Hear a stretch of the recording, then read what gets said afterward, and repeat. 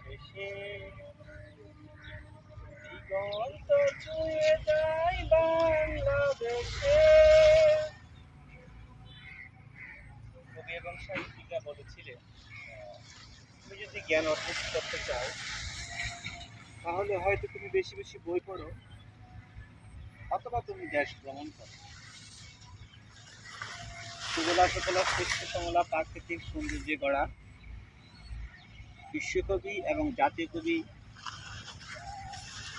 জীবনানন্দ দাশের অনন্য উর্বর ভূমি আমাদের এই প্রিয় বাংলাদেশ। যত দূর চোখ যায় সবখানে সবুজ শ্যামল আর প্রাকৃতিক ছোঁয়া, গাছে কিচির মিচির পাখিদের কোলাহল, আহা কি মধুর।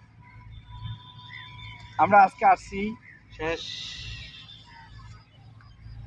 চন্দনাইশ এবং সাতকানিয়ার মধ্যবর্তী একটা এলাকা। এক সময়ে এখানে আমার পাশে উপরে বিখ্যাত একটা বাজার ছিল, যে বাজারের নাম অনেকেই দোলহাট বলে, অনেকেই গরিঙ্গিহাট বলে, অনেকেই কুদারহাট বলে, যেখানে 90 দশকের সময়ে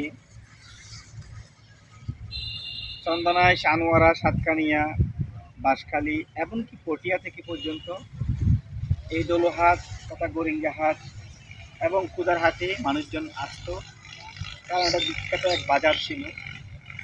আজ সেই বাজারটা আমাদের মাঝে নেই, তবে এই বাজারের পাশ দিয়ে, অর্থাৎ যে জায়গাটাকে আমরা বৈলতলি বর্ষাতনগর হিসেবে চিনি, সাঙ্গু নদীর উপর দিয়ে চমৎকার একটি চোখ জোড়ানো সেতু বয়ে গেছে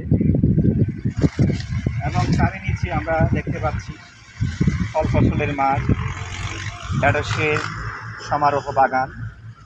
আমি এখন সেই বাগানের মধ্যে আছি।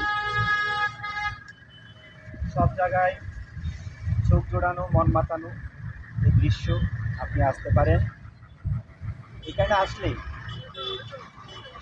প্রকৃতি আপনাকে নিরাশ করবে না এবং হতাশ হবে না, কারণ এটা এমন একটি ভূমি যেখানে আপনি একসাথে পাবেন নদী এবং নদীর মোহনা, পাশে একটা চমৎকার একটা ব্রিজ, যেখানে পার্কিংয়ের মতো অনেকগুলো জায়গা আছে, এবং তার পাশে আপনি ইক্কু বাগান পাবেন। এক সময় বাংলাদেশ যেভাবে পাট শিল্পে এবং ইক্কু শিল্পে সমৃদ্ধ ছিল, নিচে আপনি একটু পরে গেলেই দেখতে পাবেন বিশাল ইক্কু বাগান। এখান থেকে টন টন মন মন ইক্কু শহরে নিয়ে যাওয়া হয়, যেখান থেকে প্রাকৃতিকগতভাবে আমাদের শরীরের জন্য উপকারী। আমরা সুগার পাই, চিনি পাই, যে চিনিটা মোটা চিনি, এটা শরীরের জন্য ক্ষতিকর না, খুবই উপকারী।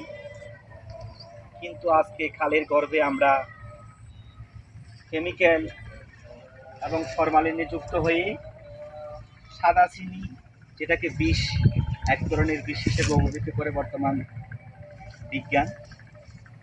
তো আমরা সাদা চিনি বর্জন করে ইক্কুর চিনি, মোটা চিনি তথা লাল চিনি ব্যবহার করব এবং শরীরের ফসফরাস, ক্যালসিয়ামের এবং পানি শূন্যতা দূর করার জন্য আপনারা বেশি বেশি ঢেঁড়স খাবেন।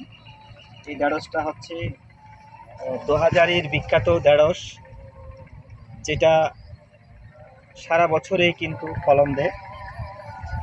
এটা আপনারা খাবেন, এটা শরীর এবং মনের জন্য উপকারী, নার্ভের জন্য খুব উপকারী। আপনার রাতে একটা প্রশান্তির ঘুম আসবে। তো যাক, আমরা আর কথা বাড়াচ্ছি না, আগামীতে আবার দেখা হবে। আজকে আমরা বিদায় নিচ্ছি চন্দনাইশ সাতকানিয়ার অনন্য একটি ভূমি, চমৎকার একটি ভূমি, প্রাকৃতিকগতভাবে গড়া এমন একটি সুন্দর এই বেলাভূমি থেকে পড়ন্ত বিকেলে আমরা আজকের মতো বিদায় নেব। বিদায়ের এই মুহূর্তে আপনাদেরকে কদম ফুলের শুভেচ্ছা জানিয়ে, গ্রাম বাংলার প্রকৃতিতে আপনাদের স্বাগতম জানিয়ে, কদম ফুলের শুভেচ্ছা জানিয়ে আজকের মতো এখানে বিদায় নিচ্ছি। আজকের মতো এখানে বিদায়, দেখা হবে আবার কোথায়। আসসালামু আলাইকুম।